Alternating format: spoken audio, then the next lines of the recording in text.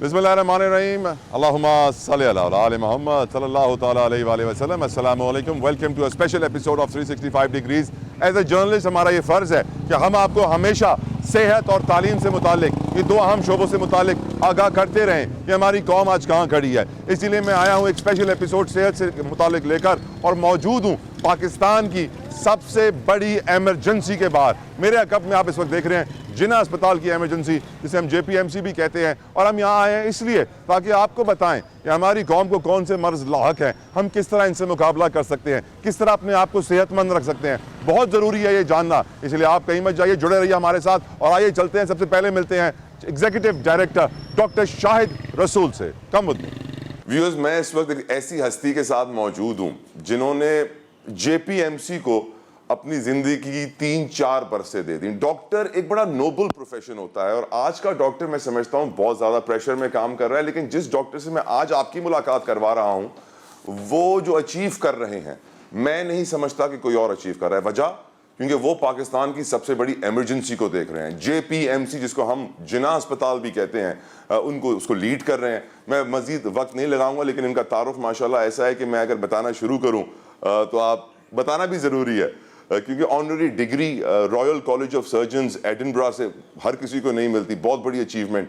میں ویلکم کروں گا doctor professor شاہد رسول صاحب کو. Sir thank you so very much. آپ کے وقت کے لیے I am honoured, I am obliged, کیونکہ آپ کا ہر ایک لمحہ, ہر ایک منٹ بڑا قیمتی ہوتا ہے. شاید میں ان سے یہ گفتگو کر رہا ہوں جس کی وجہ سے 2-4 مریض متاثر ہو رہے ہوں گے, اس لیے آئی ایم سوری, ان سے بھی سوری کہتا ہوں. ڈاکٹر صاحب, پہلا سوال آپ سے پوچھنا چاہوں گا. آپ نے 2021 میں یہ عہدہ سنبھالا, اور آج ماشاءاللہ سے آپ نے بہت کچھ اچیو کر لیا. میں روبوٹک سرجری کی بات کروں, اس کی بات کروں, اس کی بات کروں, آپ خود بتائیے 2021 سے آپ نے آج تک کیا اچیو کیا ہے, اور آگے آپ کے کیا پلانز ہیں؟ شکریہ بہت بہت. دیکھیں, جناح ہاسپٹل جو ہے پاکستان کا سب سے بڑا ہاسپٹل ہے, اور اس کو ایک ٹرشری کیئر ہاسپٹل کہتے ہیں, جس کا مطلب یہ ہے کہ وہ جو بالکل ایڈوانس ڈیزیزز اور جو کمپلیکس کیسز ہیں اس کو ہمیں مینیج کرنا ہوتا ہے. فارچونیٹلی یا انفارچونیٹلی 2012 میں جب 18th امینڈمنٹ آئی تو ہمارے ہاسپٹل کو سندھ گورنمنٹ کے حوالے کر دیا گیا, اور کچھ امپلائیز کورٹ چلے گئے اپنے رائٹس کو پروٹیکٹ کرنے کے لیے, جو کہ ان کا رائٹ تھا. لیکن وہ انفارچونیٹلی لیگل پروسیس میں کوئی 12-15 سال لگ گئے, اور ایونچولی یہ ڈیسائیڈ ہوا کہ یہ ہاسپٹل فیڈرل گورنمنٹ کے ساتھ ہی رہے گا. اب آپ کی بات تھی کہ کیا اچیو کیا, اس دوران میں کوئی ہائرنگ نہیں ہوئی, اور آج تک کوئی ہائرنگ نہیں ہو سکتی. صرف ریسنٹلی ہم نے فیکلٹی ہائر کی ہے. اس دوران لوگ ریٹائر ہوتے گئے. آپ اس طرح سے یہ اندازہ لگا لیں کہ ہماری جو HR کی نمبرز تھے وہ 2800 یا 2900 تھے اس وقت, آج وہ 1400 پہ آ چکے ہیں, کیونکہ according to the supreme court order یہ ہاسپٹل فیڈرل گورنمنٹ کے حوالے کا واپس کر دیا گیا تھا کہ یہ آپ ڈیوالو نہیں کر سکتے. اس کے بعد لکیلی فیڈرل اور provincial government came on one page, thanks to chairman صاحب اینڈ چیف منسٹر صاحب اینڈ ہیلتھ منسٹر صاحبہ, کہ ایک MOU سائن کیا گیا جس میں 25 سال کے لیے یہ ہاسپٹل فیڈرل گورنمنٹ سے پروونشل گورنمنٹ کو چلانے کے لیے دیا گیا. مطلب پروسیجرل اور جو فائنینشیل امپلیکیشن ہے اس کی وہ ہینڈل کریں گے. اس کے بعد تھوڑی سی اسٹیبلٹی آئی ہم اپنی فیکلٹی. تو اب یہ آپ اندازہ لگا لیں کہ جب 2021 میں آیا ہوں تو بہت سے وارڈوں میں پروفیسرز ہی نہیں تھے, اور RMOs ان کو چلا رہے تھے. گائنی کے 2 یونٹس تھے, اس کو 3 یونٹ کیا گیا, 1 یونٹ بند پڑا ہوا تھا, اس کے لیے پروفیسر ہائر کر کے وہاں پہ لگائے گئی. میڈیکل وارڈز جو تھے 4 تھے, ان کے اندر صرف 1 پروفیسر تھا, آج 4 میں پروفیسرز ہیں. اس کے علاوہ گیسٹرونٹرولوجی کی بہت ساری سروسز ہمارے یہاں نہیں ہوتی تھی, لیکن اب الحمدللہ ساری سروسز اویلیبل ہیں اور فری آف چارج ہیں. اس کے علاوہ اگر آپ دیکھیں تو ہماری روبوٹک سرجری پروگرام جو ہے وہ اس ریجن میں سب سے بڑا پروگرام ہے. ہم free of cost metabolic surgery یا ڈائبٹیز کی سرجری آفر کرتے ہیں. ہمارے پاس کولوریکٹل سرجری کے اسپیشلی ٹریننگ یونٹس بھی ہیں اور ٹرینڈ سرجنز بھی ہیں. ایکسیڈنٹ ان ایمرجنسی کی کیپیسٹی ہم نے بڑھا کے تقریباً ڈبل کر دی ہے, بٹ انفارچونیٹلی وہ بھی ابھی تک.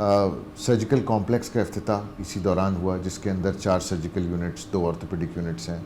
اس کے علاوہ جو سب سے امپورٹنٹ چیز جو میں کہوں گا, وہ جو MOU سائن ہوا یونیورسٹی کے ساتھ, اور اس کے بعد کوئی 175 لوگ ایز اے کنسلٹنٹ ہائر کیے گئے جن کی بہت ضرورت تھی یہاں پہ.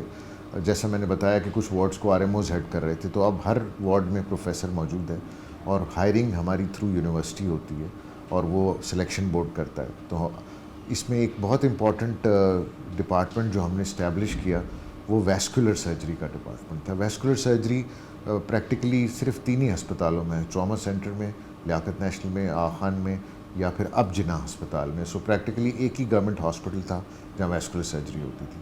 اور ٹراما کے کیسز میں اکثر ویسکولر سرجن کی ضرورت ہوتی ہے کیونکہ لمب کو سیلویج کرنے کے لیے ویسکولر سرجن کا بہت بڑا رول ہے. سو وہ ڈپارٹمنٹ ہم نے اسٹیبلش کیا. بہت سی متواتر میٹنگز کے سب ایسی کیں جن کے بعد ہمارے ایم او یوز سائن ہو گئے. اور ہم نے ابھی فی الحال جو لیٹسٹ ہمارا پلان یہ ہے کہ آپ شاید اس سوال پہ آنے والے ہوں گے کہ آپ یہ 2000 پیشنٹس دیکھتے ہیں تو ان کو کس طرح سے فیوچر پلان کیا ہے. تو فارچونیٹلی ہمارے پاس ڈونرز بہت ہیں، پیف کے تھرو آ جاتے ہیں، اور آنے والے کچھ ہفتوں میں ہم اپنا ٹراما سینٹر اناؤنس کر رہے ہیں. یہ ٹراما سینٹر 7 منزلہ بلڈنگ ہوگی جو کمپلیٹ، اس میں فیڈرل گورنمنٹ یا پروونشل گورنمنٹ کے کوئی فنڈز نہیں، یہ سب ڈونرز نے پرومس کیا. اس میں 4 آرتھوپیڈک یونٹس ہوں گے، ڈیڈیکیٹڈ ویسکولر سرجری یونٹ ہوگا، اورو میگزیلو فیشل کیونکہ وہ ٹراما بھی بہت آتا ہے، اور اس کے ساتھ ساتھ اس میں ڈیڈیکیٹڈ ایمرجنسی تھیٹرز ہوں گے. یہ بلڈنگ ایکسپیکٹڈ ہے کہ 3 سال میں کمپلیٹ ہو جائے گی، اور اس کے بعد ہمارا جو پرانا ایگزسٹنگ سیٹ اپ ہے اس کو ختم کر کے ہم نئے سیٹ اپ میں چلیں گے انشاءاللہ. ایک اور چیز جو میں آپ کو پوائنٹ آؤٹ کروں گا کہ اسی ٹینیور میں یہ جو میڈیکل ٹاور آپ دیکھ رہے ہیں جو 12 منزلہ، ہمارا یہ ہاسپٹل ایکچولی فوجی ہاسپٹل تھا ایک زمانے میں جب یہ اوریجنلی، تو اس یہ بیرکس تھے، تو میڈیکل وارڈز ہمارے ابھی بھی بیرکس میں ہیں. تو سرجری کا تو ایشو حل ہو گیا، ہم نئی بلڈنگ میں چلے گئے. اور اگر آپ نئی بلڈنگ دیکھیں تو میں اکثر مریضوں کو یہ کہتا ہوں، میرے پاس پرائیویٹ میں آتے ہیں کہ میں نے کہا کہ جناح ہسپتال زیادہ اچھی سروس پرووائڈ کر رہا ہے compare to private hospitals, because ہمارے وارڈز کلین ہیں، نیٹ ہیں، پلان سے بنے ہوئے ہیں، اور ہم نے بستر پہ بستر نہیں چڑھایا ہوا جس طرح پرائیویٹ ہاسپٹل کرتے ہیں اپنی کیپیسٹی بڑھانے کے لیے. سو اب میڈیکل ٹاور انشاءاللہ کمپلیٹ ہو جائے گا اگلے سال، اور اس کی او پی ڈیز تو ہم جون تک سٹارٹ کر لیں گے. تو یہ پاکستان کے کسی بھی ہاسپٹل کے اندر سب سے بڑا میڈیکل ٹاور ہوگا جس میں 6 میڈیکل یونٹس، 6 سب اسپیشلٹیز جیسے اینڈوکرائن ہے، ریومیٹالوجی ہے، اس کے علاوہ کارڈیولوجی کی سروسز بھی ہم نے اس میں رکھی ہیں، 2 کارڈیولوجی سویٹ بھی رکھے ہیں. اسٹروک کے پیشنٹس کو ٹریٹ کرنے کے لیے، ارلی انٹرونشن کے لیے تو ہمارے پاس آلریڈی ہے انتظام، اور ہم اس پہ کام کر رہے ہیں. بٹ اس بلڈنگ میں ڈیڈیکیٹڈ سویٹ ہوں گے، اور ایونچولی انشاءاللہ 2027 میں پھر جو ہمارا آنکالوجی کمپلیکس ہے جو ہمارا پرانا پرائیویٹ ونگ ہے اس کے اندر وہاں بنے گا، اور اس کے بعد یہ سب سے بڑا آنکالوجی یونٹ ہوگا، شوکت خانم سے بھی بڑا، جہاں پہ کینسر سروسز پرووائڈ کی جائیں. واو. ویسے یہ بات اپریشیٹ کرنے کی ہے کہ ڈاکٹر صاحب کی ریٹائرمنٹ جون 2026 کی ہے، پر ان کے پلانز 27 اور 27 سے آگے کے بھی ہیں. اللہ ان کو اور طاقت دے. ڈاکٹر صاحب، my next question to you. میں جب پرویز مشرف کا انٹرویو کر رہا تھا سر، تو انہوں نے کہا تھا کہ عدالتی نظام میں یہ اسٹے آرڈر بڑے پرابلمٹک ہیں، اگر اسٹے آرڈر ختم کر دیں تو عدالتیں صحیح ہو جائیں گی، اور آپ بھی بڑے ستائے ہوئے ہیں عدالتوں کے. آج کل موسم آئینی ترمیم کا چل رہا ہے، کانسٹیٹیوشنل امینڈمنٹ آ رہی ہیں اور امیونٹیز دی جا رہی ہیں.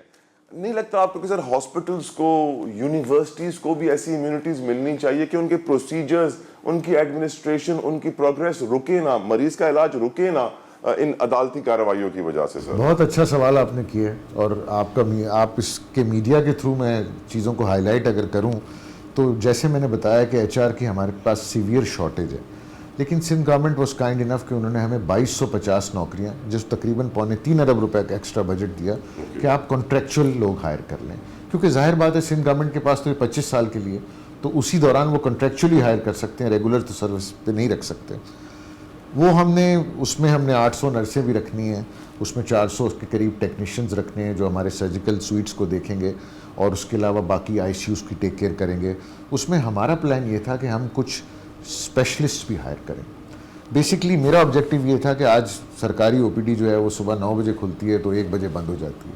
وائی کانٹ وی یوز، اربوں روپے کی فیسلٹی ہے، یہ شام 5 بجے تک کیوں نہیں چل سکتی؟ پچھلے 2 سال سے میں کوٹوں کے چکر لگا رہا ہوں، لائر کو پیچھے پڑا ہوں کہ کسی طرح اسٹے روم، اب میرے پاس ٹوٹل 2200 بیڈز ہیں اور نرسیں ٹوٹل 300 ہیں. مجھے 800 اور چاہیے تاکہ وہ پیشنٹ کیئر تو امپروو نہیں ہو سکتی، اور بھی مسائل ہیں، لیکن جو اصل مسئلہ ہے وہ لیگل کیس ہے. ہمیں صرف آپ کے چینل کے تھرو یہ ریکویسٹ کروں گا کہ جو ہاسپٹل ریلیٹڈ کیسز ہیں آپ ان کو ایک تو تھوڑا فاسٹ ٹریک پہ رکھ دیا جائے، اور دوسرا ہاسپٹل میں اسٹاف رکھنے پہ کس کو اعتراض ہو سکتا ہے؟ مطلب یا تو آپ، ہاں پروسیس پہ ہو سکتا ہے، اس میں آپ مجھے گائیڈ کر دیں، آپ جیسے پروسیس کرنا چاہتے ہیں، لیکن اسٹاف رکھنے کو کوئی نہیں کر سکتا. اب آپ کا یہ جو سوال، یہ جو ترمیم ہے، اب ہو یہ رہا ہے کہ ایک دفعہ پہلے تو کانسٹیٹیوشنل کورٹس بنے تو وہ جو ہمارے سارے کیسز تھے وہ ڈفرینٹ کورٹس میں شفٹ ہو گئے. تو جب ایک کیس نئے کورٹ میں جاتا ہے تو آپ سمجھیں صفر سے ہی شروع ہوتا ہے, زیرو سے سٹارٹ. اب کل جو میری میٹنگ ہوئی میں نے کہا کہ اب تو بالکل پانی سر سے اونچا ہو گیا, میرے پاس پیشنٹس کا نمبر بہت زیادہ ہے, ٹراما سینٹر بن رہا ہے, اس میں کہاں سے سٹاف لاؤں گا, اسٹروک یونٹ میں ہم مشینیں لگ چکی ہیں, ارلی اسٹروک کے پیشنٹس کو فوری ٹریٹمنٹ دیں گے تو انشاءاللہ ان کی پیرالائسس وغیرہ کنٹرول ہو جائے گا. تو وہ جو میرے جو لیگل ایڈوائزرز ہیں انہوں نے کہا کہ سر اب تو یہ 27ویں ترمیم کے بعد کورٹس پھر چینج ہو جائیں گی تو آپ کو شاید 6 مہینے تک ٹائم نہ ملے. تو اب میں کیونکہ میں سرجن ہوں, میں مرتا ہوا پیشنٹ تو دیکھ کے ایک پلان بنا سکتا ہوں کہ اس کو بچانا کیسے ہے, یا ایک ایکسیڈنٹ کا پیشنٹ یا ایک کینسر کا پیشنٹ, بٹ مجھے یہ نہیں پتا کہ اس لیگل بیٹل کو کیسے فائٹ کرنا ہے. میں اس کے سامنے ہتھیار ڈال چکا ہوں کیونکہ مجھے ایک صحیح کام سے روکا جا رہا ہے. میں آپ کے چینل کے اوپنلی بات کروں گا, کیا میں پروسیس میں میری غلطی ہے لوگوں کے ہائرنگ کرنے میں تو مجھے ٹھیک کر دیا جائے, مگر اس بات کو آپ ڈینائی کر سکتے ہیں کہ وہ 2250 لوگ جن کی نوکریاں آپ نے کورٹ کے آرڈر سے روکی ہوئی ہیں, کیا ان کے کوئی کانسٹیٹیوشنل رائٹس نہیں؟ Unbelievable. And this money has been wasted for the last 3 years. یہ 3.25 ارب روپے ہر سال بجٹ میں آ جاتے ہیں اور یہ لیپس ہو جاتے ہیں سر. Unbelievable. حیرت کی بات ہے. سو وہی امیونٹی جہاں دی تھی اس میں یہ بھی امیونٹی دے دینی چاہیے تھی کہ جی ہسپتالوں کے خلاف کیس, ٹھیک ہے ہسپتالوں میں غلط کام بھی ہوتے ہوں گے, میں یہ نہیں کہہ رہا, کیس ہوں لیکن کام نہ رکے, اسٹے آرڈر نہ. تو وہ آج تک وہ نرسیں نہیں ہائر ہو سکیں, اور کل سے میں شام سے میں ڈپریس ہوں جب سے میری لیگل ٹیم سے میٹنگ ہوئی ہے کہ انہوں نے مجھے کہا کہ تو پروسیس بہت لمبا ہو جائے گا کیونکہ ابھی تو نئے بینچز بنیں گے, نئے ججز آئیں گے. I don't know how. Sir, correct me if I'm wrong, آپ نے JPMC کو 35 سال دیے اپنی زندگی سر میں 1992 میں یہاں آیا تھا اور 2026 میں, سو تقریباً میری 34 ایئرس کی, اور میں نے اس کے علاوہ کہیں کام نہیں کیا. بیچ میں 2 سال انگلینڈ میں ٹریننگ کی, وہ بھی میں آن جو. شاہد رسول ڈاکٹر کیوں بنے؟ جب وہ ڈاکٹر بنے تھے اور آج جو ڈاکٹر بن رہے ہیں ان میں کیا فرق ہے سر؟ وہ پیشن, وہ نوبلٹی, وہ جذبہ کہ میں خدمت کروں لوگوں کی, کیا آج آپ کو نظر آتا ہے؟ کچھ اس بارے میں بات. اچھا میرے تو دونوں پیرنٹس ڈاکٹر ہیں ماشاءاللہ, والدہ میری ڈاکٹر تھی, ان کی لاسٹ سیکنڈ جنریشن ڈاکٹر ہوں. تو مجھے تو I use to admire them the way they would live their lives. ایک تو ایک پرسنل اچیومنٹ ہوتی ہے آپ کی, آپ پیشنٹ کو ٹھیک کرتے ہیں. ہاں مجھے کینسر کا ڈاکٹر نہیں بننا تھا کیونکہ آئی ڈونٹ وانٹ ٹو, یا مجھے ایسی چیزیں نہیں, مجھے میں وہ سرجریز کرنا چاہتا تھا جو شام کو پیشنٹ ٹھیک ہو کے گھر چلا جائے اور 1 ہفتے بعد میرا شکریہ ادا کرے. ٹھیک ہے, وہ میری ایک پرسنل وہ تھی, اور I achieve that. I started as a general surgeon, then I became a laparoscopic surgeon. اس زمانے میں چینج اوور آ رہا تھا 2000 کی ڈیکیڈ میں, اور پھر لیپروسکوپک سے ہم نے مزید اس کو برانچ آف کیا کہ ڈائبٹیز کے لیے یا ٹائپ 2 ڈائبٹیز کے لیے اوور ویٹ لوگوں کی سرجری, اس کو اسٹیبلش کیا, اور اب روبوٹک سرجری کو اسٹیبلش کر رہا ہوں. اور کوشش یہ ہے کہ آنے والے سالوں میں, کیونکہ میرا پرسنلی خیال ہے کہ لیپروسکوپک سرجری ساری کی ساری روبوٹک سرجری میں چینج اوور ہو جائے گی. ایک تو اس کے ایڈوانٹیجز بہت زیادہ ہیں, اور اس میں جو سب سے بڑا ایڈوانٹیج ہے ٹیلی سرجری. انشاءاللہ آپ کو 26 میں جانے سے پہلے ایک ٹیلی سرجری کر کے دکھائیں گے. ہمارا انٹرنیٹ سسٹم بہت سلو ہوا ہے, پڑھے لکھے نہیں ہے, بتائیں ٹیلی وہ ٹیلی سرجری یہ ہوگی کہ میں یہاں بیٹھوں گا اور حیدرآباد میں سرجری ہو رہی ہوگی, میں یہاں کنسول پہ کر رہا ہوں گا, پیشنٹ وہاں ہوگا, وہاں ایک سرجن اس کو. مجھے ڈر ہے کسی دن اے آئی سرجری نہ کر رہا ہو. لوگ کہتے ہیں کہ وہ سمپل آپریشنز تو روبوٹ خود کر سکتا ہے, بٹ یہ کہ یہ کبھی بھی پاسبل نہیں ہوگا کیونکہ وہ ہیومن ٹچ جو ہے. دیکھیں آپ ڈاکٹر کے پاس انسان سے انسان کا جو رابطہ ہے وہ کبھی بھی ختم, وہ مشین میں کبھی بھی نہیں جا سکتا. تو کچھ بھی ہو جائے, AI will never be able to take, doctors کی جابز نہیں لے سکتی, باقی جابز تو لے سکتی. میرے سوال کا پارٹ بھی سر, آج کے ڈاکٹرز, آج کی ہماری 60% فیمیل MBBS پاس کرنے والی ہاؤس وائفز بن جاتی ہیں, کیا آپ ان کے اندر وہ جذبہ دیکھ رہے ہیں جو آپ کے اندر تھا؟ سر بہت گڑبڑ ہوئی تھی. ایک تو یہ کہ جو انگریز, یہ جو کوٹا سسٹم تھا یہ انگریز کے زمانے سے تھا, اور دے ریئلائز کہ ظاہر بات ہے جو فیمیلز ہیں وہ ساری کی ساری پراپر پریکٹس میں نہیں آ سکتی, ان کے پاس گھریلو ذمہ داریاں بھی ہوتی ہیں اور ذمہ داریاں بھی ہوتی ہیں. وہ کورٹ نے چیلنج ہوا, کورٹ نے اس کو اوپن میرٹ کر دیا. نتیجہ یہ ہے کہ آج 90% لڑکیاں SMC میں جو ہمارا ایفیلیٹ کالج ہے پڑھ رہی ہیں, اور اس میں سے پریکٹیکلی آپ کو میں بتا دوں 20 یا 25% کے علاوہ اپنے کریئر کو یا فیوچر کو پرسو نہیں کرے گی. اور اس پہ ایک اسٹوڈنٹ پہ 1 کروڑ روپیہ لگتا ہے تقریباً حکومت کا اس کو MBBS کرانے میں. My next question to you doctor صاحب, آپ ماشاء اللہ سے انٹرنیشنل کانفرنسز اٹینڈ کرتے رہتے ہیں, ریسنٹلی بھی آپ ایک کر کے آئے ہیں. دنیا کس طرف جا رہی ہے, ہم کس طرف جا رہے ہیں؟ لیٹ سے کہ دنیا ڈیمانڈ کر رہی ہے کہ ہم نرسز پاکستان سے بلانا چاہتے ہیں. کل بھی میں ایک ہیڈ لائن دیکھ رہا تھا کہ سعودی عرب از اناؤنس کہ ہم 4-5 ہزار سعودی ریالز کی سیلری دیں گے, آپ نرسز ہمیں دیجیے, ہمیں بہت زیادہ ڈیمانڈ ہے. دنیا کس طرف جا رہی ہے, ہم کس طرف جا رہے ہیں, اس پہ بات. پہلے تو یہ جو نرسز والی بات ہے, یہ جو میٹنگ میں اٹینڈ کر کے آیا تھا, یہ منسٹری آف ہیلتھ سعودی عربیہ نے رکھی ہوئی تھی, اور اس میں ٹاپ CEOs کو 100 CEOs کو انہوں نے یہ بلینکٹ, جو میری منسٹر صاحب سے بات ہوئی کہ آپ کا جو پورا بیچ نکلتا ہے نرسنگ کا, وہ ہم پورا کا پورا ہائر کر لیتے ہیں, JPMC کو ہم یہ سو بہت اچھی بات ہے ملک میں. لیکن JPMC کیسے چلے گا سر؟ ہمیں جو ابھی مجھے یاد ہے فیڈرل منسٹر صاحب نے ایک بیان دیا ہے تھوڑے دن پہلے کہ تقریباً 2 لاکھ نرسز کی ریکوائرمنٹ ہے پاکستان کے اندر. سو ہم کو میڈیکل کالج نہیں چاہیے اتنا, ہم کو نرسنگ, پیرامیڈکس, ٹیکنیکل کورسز, اس کی ریکوائرمنٹ ہے. اس کی دنیا بھر میں اب جیسے روبوٹک سرجری ہے, ایگزیکٹلی, ابھی جو روبوٹک سرجری کی میں آپ کو ایگزامپل دوں کہ ہمارے پاس جو ٹرینیز, جو ٹیکنیشینز نہیں تھے شروع میں جب ہم نے شروع کیا, بیکاز ٹیکنیکل سٹاف کے بغیر آپ کیسے کر سکتے, اتنا ایکسپینسو اکوپمنٹ, اس کا سیٹ اپ, اس کا پورا. اب وہ ٹرین ہو گئے تو ان کو کبھی کویت سے کال آ رہی ہے, کبھی قطر سے کال آ رہی ہے کہ جی ہم آپ کو اتنے.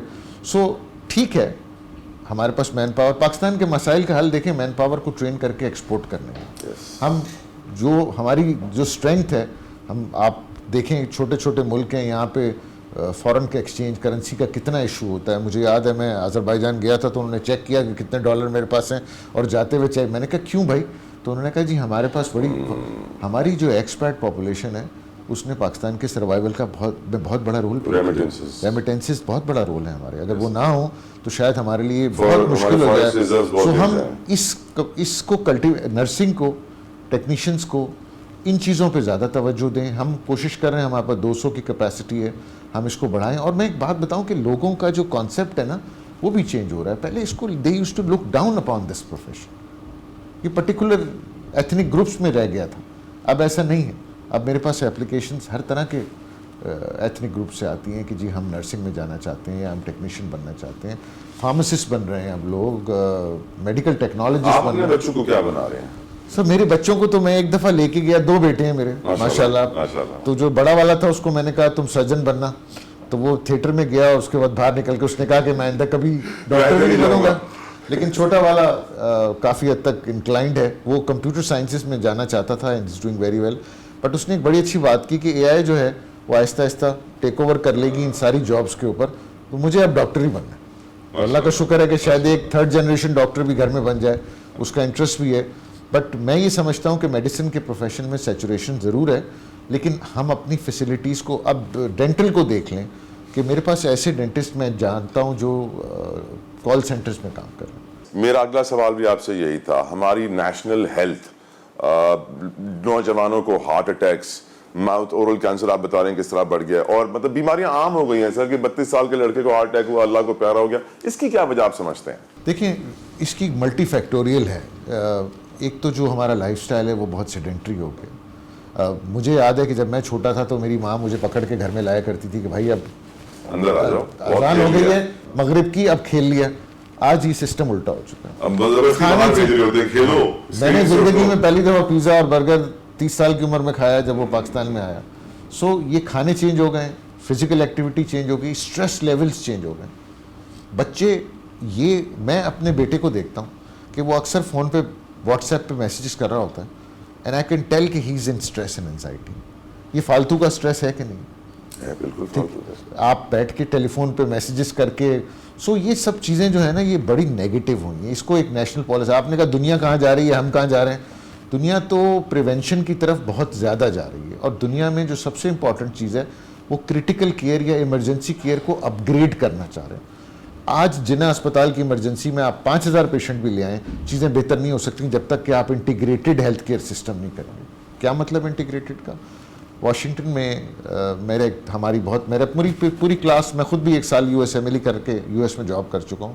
میں نے وہاں دیکھا کہ وہاں پہ ویٹنگ ٹائم اگر آپ کی انگلی کٹ جائے اور آپ ER میں چلے جائیں تو 6 گھنٹے بیٹھنا پڑے گا آپ کو, کیونکہ آپ ایمرجنسی نہیں ہے, ایمرجنسی اسٹریٹ ان جائے گی, آپ کو نمبر دے دیں گے, آپ کی باری آئے گی. انہوں نے چھوٹے چھوٹے ایمرجنسی سینٹرز پورے شہر میں بنا دیا اور ان کو لنک کر دیا اسپتالوں سے. This is what we need to do in Karachi. Civil hospital should have adopt a few emergencies and people should come there. اسی طرح جناح اسپتال شوڈ اڈاپٹ, عباسی شہید شوڈ اڈاپٹ. تو اس سے ایک نیٹ ورک بن جائے گا اور تھوڑے عرصے میں لوگ فلٹر ہو کے آپ کے پاس آئیں گے. Thank you so very much doctor Shahid Sahab. Thank you very much. آپ کے قیمتی وکیل. اچھا, ہم نے آپ سے گفتگو کر لیا, اب ہم ہاسپٹل میں گھومیں گے, آپ کے دیگر ڈاکٹر سے بھی بات کریں گے. اور آپ نے جو بولا ہے کہ 2000 پیشنٹس ایمرجنسی میں, 5000 پیشنٹ آتے ہیں, آؤٹ پیشنٹ آتے ہیں ایوری ڈے. 5000 سے زیادہ سر, 5000 سے زیادہ مین OPD کمپلیکس میں آتے ہیں. ٹوٹل تقریباً 10,000. ریڈیولوجی, آنکولوجی الگ ہے. آپ ہماری گائنی دیکھیں تو گائنی کا جو میں نے آپ کو بتایا 3را یونٹ ہم نے سٹارٹ کیا.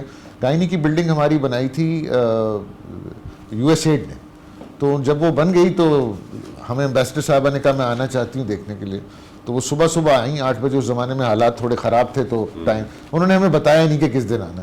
1000 پیشنٹ بیٹھے ہوئے تھے. تو she took me to the side and said doctor Shahid how did you get to know that I am coming today. میں نے کہا no it's not that case, یہاں روز 1000 پیشنٹ. تو یہ سب اگر آپ نمبر بنا لیں, اگر جمع کر لیں تو یہ کوئی 12,000-12,500 پیشنٹ ایوری ڈے. 5000 تو صرف OPD کمپلیکس میں 12,000 پیشنٹ. اللہ آپ کو کامیاب کرے, ہماری دعائیں آپ کے ساتھ ہیں. Thank you for your time. اب ہم جائیں گے ڈاکٹر صاحب کو ہاسپٹل دیکھیں گے. تھینک یو ڈاکٹر صاحب, جزاک اللہ. پروگرام کے پہلے حصے میں آپ نے دیکھا ڈاکٹر شاہد رسول کی زندگی کا آخری انٹرویو. وہ انٹرویو ریکارڈ کرتے ہوئے مجھے نہیں اندازہ تھا کہ اگلے دن وہ اللہ کو پیارے ہو جائیں گے, لیکن جب خبر آئی تو یقیناً ہم سب کے پیروں تلے زمین نکل گئی. اسی لیے آپ دیکھ سکتے ہیں کہ اس وقت آج ان کا سویم ہے. بڑی تعداد میں لوگ غمگین ہیں. جناح اسپتال کی جامع مسجد آپ کو میرے عقب میں نظر آ رہی ہے. یقیناً آج میں آپ کو یہ بتانا چاہتا ہوں کہ ڈاکٹر شاہد رسول ایک کمال انسان, کمال ڈاکٹر ہونے کے علاوہ بھی بہت کچھ تھے, اور انہیں خراج عقیدت اور ایک ٹریبیوٹ پیش کرنے کے لیے آج آپ کو ملوائیں گے اور سنوائیں گے ان لوگوں کی باتیں جو ڈاکٹر شاہد رسول کو بہت قریب سے جانتے تھے, دیکھتے تھے, ان کے ساتھ رہتے تھے. آئیے چلتے ہیں, ان سے پوچھتے ہیں ان کے کیا جذبات ہیں, کیا یادیں ہیں ان کے پاس. I think he's one of the finest doctor ever I met. اور اتنے نفیس انسان تھے. ہمارا ان سے اکثر واسطہ رہتا تھا کیونکہ یہ میرا حلقہ ہے NA241. اور مریض کو اپنے اخلاق سے ہی آدھا مرض اس کی اپنے اخلاق سے دور کر لیتے تھے. اور یہ لاس جو ہے, یہ صرف شاہد رسول کا لاس جو ہے وہ اس کی فیملی کا لاس نہیں ہے. میں سمجھتا ہوں کہ یہ سندھ کے اندر ایک ہیلتھ شعبے کا لاس ہے, ایک اچھی انسانیت کا لاس. اور جب بھی کوئی آدمی بیمار غریب آتا ہے, بولتا ہے, تو میرے پاس ایک ہی پہلی چوائس ہوتی تھی, میں کال کروں ڈاکٹر شاہد رسول کو, ان سے کہوں کہ ان کو ٹریٹ کرا دیں یا ایڈمٹ کرا دیں, اور وہ بس کہتے تھے بھیج دو. کبھی کچھ نہیں پوچھا انہوں نے کہاں سے ہیں, کہاں رہتے ہیں, کیا ہے. اور پھر وہ مجھے شخص آگے بتلاتے ہیں کہ سر مجھے اتنی دوائیاں بھی دی ہیں اور میرا ٹریٹمنٹ بھی وہاں پہ چل رہا ہے.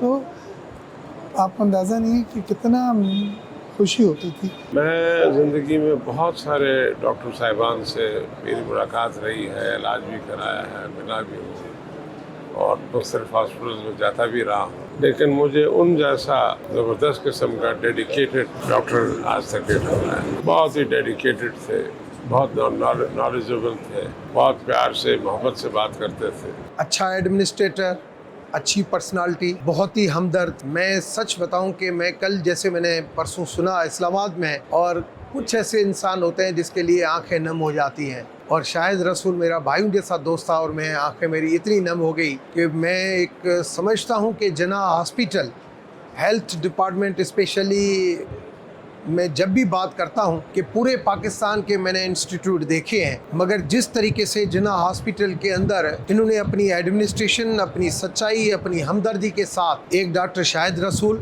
اور دوسرا میں فین ہوں ڈاکٹر طارق ریڈیولوجسٹ کا, دونوں کا جو کام ہے وہ میں سمجھتا ہوں ریمارکیبل ہے.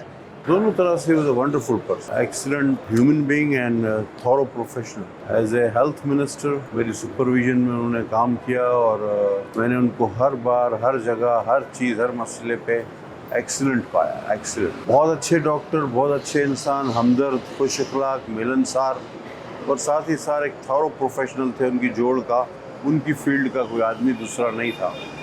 इंतज़ामी मामला बड़ी अच्छी तरह देखते थे। ज़ाहिर है फेडरल गवर्नमेंट के अंडर में 5-6 हॉस्पिटल्स जो भी आते हैं उनमें से सबसे अच्छे एमएस जो थे ये, उन हॉस्पिटल्स में आप शेख जायद ले लें, पिम्स ले लें, पोली क्लिनिक ले लें, जिना ले लें, NICVD जो हमने बाद में फिर काउंसिल गवर्नमेंट को ट्रांसफ़र की, लेकिन ही वाज माय फेवरेट। पिछले 30 साल से डिप्टी एग्जीक्यूटिव डायरेक्टर के तौर पे जो है मैं खिदमत अंजाम दे रहा हूँ और मेरी 1996 में अपॉइंटमेंट हुई थी और मेरी पहली मुलाकात, चूँकि मेरी स्टूडेंट लाइफ भी JPMC में गुजरी, तो 94 में शाहिद साहब के पास मैं फाइनल ईयर में, और शाहिद साहब नए अपॉइंट हुए थे एज ए मेडिकल ऑफिसर। तो उसके बाद 96 में मैं खुद भी अपॉइंट हो गया। पहली पोस्टिंग मेरी जो है एमरजेंसी में हुई, वहाँ पे ताल्लुक़ रहा, सर से मुलाकात होती रही। फिर उसके बाद सर से मैं चूँकि एनेस्थीसिया डिपार्टमेंट कुछ अर्सा मैंने काम किया, वहाँ पे भी मुलाकात रही सर से। बहुत अरसे से एक दूसरे से जान पहचान थी, खास करके जिना को वो रिप्रेजेंट करते थे, मैं डाव में होता था। उसके बाद यहाँ आने के बाद आपको पता है प्रीवियस एडमिनिस्ट्रेशंस की यूनिवर्सिटी के साथ इतनी इक्वेशन नहीं थी, लेकिन जब से शाहिद साहब ने डायरेक्टर का पोस्ट ले लिया मेरे आने के फ़ौरन बाद, तो हमारी एक बड़ी अच्छी वर्किंग रिलेशनशिप रही। ख़ास तौर पे भी जो फैकल्टी की इंडक्शन हुई है उसमें कुछ लोगों की रिजर्वेशंस थी, उसमें सबको संभाल के चलना, अपने साथ रखना, that he had that talent कि हर एक को he was able to manage. सबसे ज़्यादा जो खूबसूरत पहलू डॉक्टर शाहिद रसूल का था वो ये कि ऐसे दौर में जब पब्लिक सर्वेंट्स में एक इनकिसारी, humility and immediate willingness to help other people, ये दूसरों की मदद करना बग़ैर सोचे कि जी मैं जिना हस्पताल का सरबराह हूँ, अना का कोई बहुत उनमें गुंजाइश नहीं रखी। उन्होंने सही मायनों में एक true medical professional public servant के फ़राइज़ जो अंजाम दिए, उसको मैं सराहता हूँ। अल्लाह उनको जन्नत नसीब करे। पिछले 5 सालों में जब से इनका थोड़ा एडमिनिस्ट्रेटिव रोल आया था, उसके बाद काफ़ी क्लोज हो गया था। क्लोज समझते हुए काफ़ी सेंसिटिव इश्यूज़ के साथ मेरे साथ डिस्कस करते थे। अक्सर रात में हमारी बहुत सारे इश्यूज़ के ऊपर डिस्कशन रहती थी। मुशीरों में शुमार किया जाता था मैं, लेकिन आखिरी 5-6 सालों में उनके साथ काफ़ी क्लोज रिलेशनशिप रहा। मेरा अक्सर आना जाना उनके दफ्तर में रहता था, लेकिन स्टिल बाय एंड लार्ज वो काफ़ी रिस्पेक्ट देते थे मेरे ओपिनियन को, और मुझे इस चीज़ का अफसोस रहेगा। आज सचमुच मेरे पास वो अल्फाज नहीं है इस अजीम इंसान के लिए, जो एक तो डायरेक्टर था, दूसरा सबका दोस्त था, हम्बल था, और कभी भी मैं जाता था इसके ऑफिस में, स्टूडेंट के साथ भी कभी उसने ऐसा फीलिंग नहीं की कि I am a director. He was a so kindness and humble. मैंने अपनी लाइफ में कभी भी JPMC में इतने भी डायरेक्टर आए, शायद रसूल जैसा डायरेक्टर कभी भी नहीं देखा। मेरी और शाहिद की इंडक्शन जिना हॉस्पिटल में through federal public service commission same दिन हुई थी। हम दोनों ने इस हॉस्पिटल में as a federal government employee 7 कदम रखा था। 92-93 इतना लंबा ताल्लुक था। आला ज़र्फ इंसान, एक इंतहाई मिलनसार इंसान। मेरे जहन में जो उनकी एक ख़ास खूबी आती है, किसी को ना दुख देने वाला इंसान, जिसको नो करना नहीं आती थी। ऑब्वियसली हमारे लिए ये बहुत सारा एक लम्हा फ़िक्रिया है कि we lost a diamond here. हमारे पास JPMC के एक डायमंड की तरह थे, और उन्होंने चेंज कर दिया था JPMC को from ashes to like gold and silver. तो प्रीवियस JPMC और न्यू JPMC में उन्होंने इतना चेंज कर दिया, तो नाउ वी आर एक्सपेक्टिंग कि जो न्यू हमारे पास कोई भी एडमिनिस्ट्रेटिव आएगा वो भी उन्हीं की तरह से JPMC को लाइक ही डिड, तो उसी तरह से करें। शाहिद रसूल को मैं तकरीबन 35 साल से जानता हूँ। हमने जिला हॉस्पिटल में इकट्ठे सर्विस की। मुझसे जूनियर था। He was a surgeon par excellence, और उसने बैरिएट्रिक सर्जरी को इंट्रोड्यूस किया पब्लिक सेक्टर के अंदर, और otherwise he was a great human being. He will always be missed. और उसने JPMC के लिए अपनी लाइफ टाइम के अंदर अपना पूरा तन मन धन हर चीज़ इस पे लगाया है। मैं शाहिद रसूल का फर्स्ट कज़न हूँ। मेरे पुप्पी के सबसे बड़े बेटे थे, एंड डिस्पाइट कि वो इतने हाईएस्ट पोजीशन पे थे, ही always respond to on my all messages whenever I need some kind of medical advice from him, he always respond to me immediately. Doctor तो वो अजीम शान थे ही, लेकिन इतना मुहज़्ज़िब, इतना नफीस, इतना आला इखलाक वाला इंसान मैंने नहीं देखा अपनी ज़िंदगी में। और मुझे नहीं पता पिछले 5 साल में कोई ऐसा दिन हो जिसमें मैंने उनसे बात ना की हो किसी भी मामले में। اور مجھے ابھی بھی سمجھ نہیں آ رہی کہ کل جب صبح کام شروع کریں گے تو کیسے کریں گے ان کے بغیر. بس میرے یہی جذبات ہیں, میرے الفاظ میرا ساتھ نہیں دے رہے کہ میں کیا ان کے بارے میں کہوں. مطلب کہنے کا یہ کہ انکلوسیو تھے, یہ نہیں دیکھتے تھے کون کیا ہے, سارا مجمع ساتھ لے کے چلو کہ کوئی چینج آئے, کوئی امپیکٹ ہو.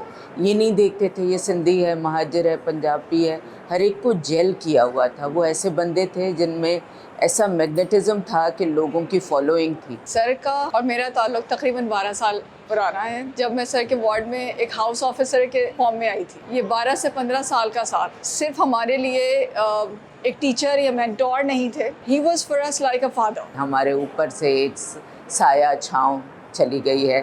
آپ کو فضا میں بھی ایک دکھ سا محسوس ہو رہا ہوگا جو ہم سب کو ہو رہا ہے. تو یہ تو ابھی پتہ نہیں کیا کیا چیزیں اور یاد آئیں گی آہستہ آہستہ, لیکن بس کیا کہیں کہ ایک شخص سارے جہاں کو ویران کر گیا. چونکہ میں اینستھیزیا میں تھا شروع میں, تو شاہد صاحب کی یہ کوالٹی تھی کہ یہ خود موجود ہوتے تھے ڈیوٹی پہ رات کو. تو مجھے یاد ہے کہ ایک ینگ لڑکی تھی جو کہ شاید کسی واش روم میں گری تھی اور اس کو بہت بڑی انجری ہوئی تھی, اور اس کو شاہد صاحب نے خود آ کے مینیج کیا اور بچی کی جان بچائی. ایسے بہت سے واقعات ہیں. شاہد صاحب خود پرسنلی کوئی بم بلاسٹ ہو, کسی قسم کا ڈیزاسٹر ہو, تو شاہد صاحب موجود ہوتے تھے خود. ان کی سب سے بڑی کوالٹی جو تھی وہ ان کا کائنڈ, ہمبل اور ان کی قوت برداشت. کیونکہ ہاسپٹل بیس ان کے پاس تھا تو میں ان کو رنگ کر کے بولتا تھا کہ غریب مریض آیا ہے, پتہ نہیں کہاں سے آیا ہے, بیچارے کو کہیں بیڈ نہیں مل رہا. تو وہ مجھے کہتا تھا کہ اس کو وارڈ میں یا ایمرجنسی میں نہ بھیجیں, میرے آفس میں بھیجیں. مین مقصد ان کا ہوتا تھا کہ غریب کو ریلیف دینا ہے, ٹریٹمنٹ کر کے دینا ہے, ارریسپیکٹو وہ کہاں سے آیا ہے, کدھر کے آیا ہے, کس کے ذریعے آیا ہے. ان کے والد صاحب, ان کے بھائی اور ان کے ایک بردر ان لا ہے ڈاکٹر زاہد جمال, وہ بھی ہارٹ کے ٹاپ کے فزیشینس ہیں, امریکہ سے آئے ہیں. بہت افراد ہیں, لیکن ڈاکٹر شاہد رسول ایک نمایاں شخصیت کی حیثیت رکھتے ہیں, اور میں پر امید ہوں کہ نسل ان کے کو یوز کرے گی as a powerful symbol of inspiration. وہ بھی ان کے نقش قدم. میں سمجھتا ہوں کہ جس طرح انہوں نے کام کیا اور اتنے بڑے ہاسپٹل کو جس طرح انہوں نے چلایا, یہ انہی کا کام. پیار سے, محبت سے, چھوٹا بن کے بڑا بن کے. لیپروسکوپک سرجری تو سب لوگ کر رہے تھے. جب روبوٹک شروع ہوئی تو جناح میں روبوٹکس کو انٹروڈیوس کرانے کے لیے سب سے زیادہ شاہد کی کوششیں موجود رہیں گی. I think he will be remembered as pioneer of robotics at least at JPMC. نئی چیزیں, روبوٹک سرجری, بیریٹرک سرجری ان نے یہاں انٹروڈیوس کروائیں. چیزوں کو ہر ممکن طریقے سے سالو کرنے کی کوشش کی. بڑے اچھے انسان تھے, اللہ پاک ان کی مغفرت کرے. ایک بہترین انسان. ان کی سب سے بڑی جو کوالٹی تھی وہ انتہائی کائنڈ, ہمبل اور ایک شریف النفس انسان. نشان امتیاز یا سول امتیاز آج کل تو سفارشوں پہ چلے گئے ہیں. ان لوگوں کو ملتے ہیں جن لوگوں کے اندر وہ وزن بھی نہیں ہوتا ہے. شاہد رسول کی خدمات سول انعامات سے بہت اوپر تھی. اگر خدا نخواستہ نہ بھی ملے ایوارڈ, ان کی حیثیت اور حقیقت سے کوئی انکار نہیں کر سکتا. وہ سچ اور حقیقت ہمیشہ قائم رہے, ایوارڈ ملے یا نہ ملے. تو میں سمجھتا ہوں کہ اور اچھا ایوارڈ ان کو ملنا چاہیے. He deserves more and better. سے انسان کو نہیں ملے گا تو پھر کس کو ملے گا؟ پھر تو پاکستان میں تو کم ہی اچھے لوگ ہیں. تو وہ JPMC کے جو ہائرنگ سے ریلیٹڈ ایشو تھے اس کے اوپر بڑا ڈیسائسو مجھے بتا رہے تھے کہ میں نے کافی لوگوں کو لائن اپ کر لیا ہے. ہوپ فلی نیکسٹ ہیئرنگ کے اندر کیس واپس ہو جائے گا. He was very hopeful. He was my professor, my mentor and my buddy. اور ہم نے سب سے زیادہ وقت ان کے ساتھ گزارا. I can't speak because I can't believe it کہ what just happened. He was just like a father to me, and I've spent a very good time with him, and I can't forget him. I can't forget the time that I've spent with him.